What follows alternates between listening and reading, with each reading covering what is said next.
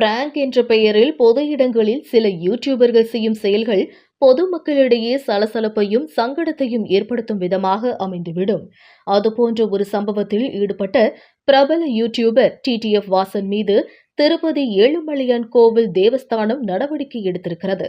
சமீபத்தில் சாமி தரிசனத்துக்காக நண்பர்களுடன் திருப்பதி சென்றிருக்கிறார் டிடிஎஃப் வாசன். பல மணி நேரம் நீண்ட வரிசையில் காத்திருக்கும் பக்தர்கள் சாமி தரிசனம் எப்போது கிடைக்கும் என்ற ஏக்கத்துடன் இருப்பார்கள். திருப்பதியில் பக்தர்களை அறை அறையாக காத்திருக்க வைக்கும் பழக்கம் உண்டு.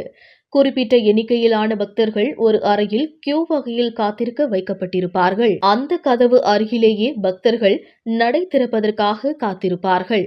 அதுபோன்ற ஒரு சூழலில்தான் டிடிஎஃப் வாசனும் அவரின் நண்பர்களும் நடை திறக்கும் ஊழியர் போல செயல்பட்டிருக்கின்றனர். இந்த வீடியோ சமூக வலைதளங்களில் வேகமாக பரவி பல்வேறு விமர்சனங்களையும் கண்டனங்களையும் பெற்றது.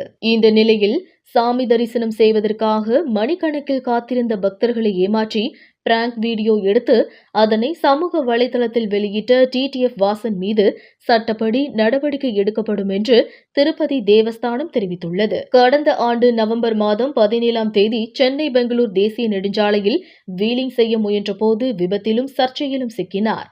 அது தொடர்பான சிசிடிவி காட்சிகள் வெளியாகி சலசலப்பை ஏற்படுத்திய நிலையில் அவரை பாலுச்செட்டி சத்திரம் காவல்துறை கைது செய்தது. ஜாமீன் பெற்ற அவர் சென்னையில் இருந்து திருச்செந்தூருக்கு காரில் சென்றபோது காரை ஓட்டிக்கொண்டே செல்போனில் பேசியது சர்ச்சையை ஏற்படுத்தியது. இதனையடுத்து சாலை போக்குவரத்து விதிமுறைகளை மீறியதாக 7 பிரிவுகளின் கீழ் டிடிஎஃப் வாசன் மீது வழக்கு பதிவு செய்து கடந்த மே 30ஆம் தேதி மதுரை காவல்துறை அவரை கைது செய்தது. அந்த வழக்கிலும் டிடிஎஃப் வாசனுக்கு ஜாமீன் கிடைத்திருக்கும் நிலையில் தற்போது இந்த பிராங்க் விவகாரத்தில் சிக்கியிருக்கிறார்.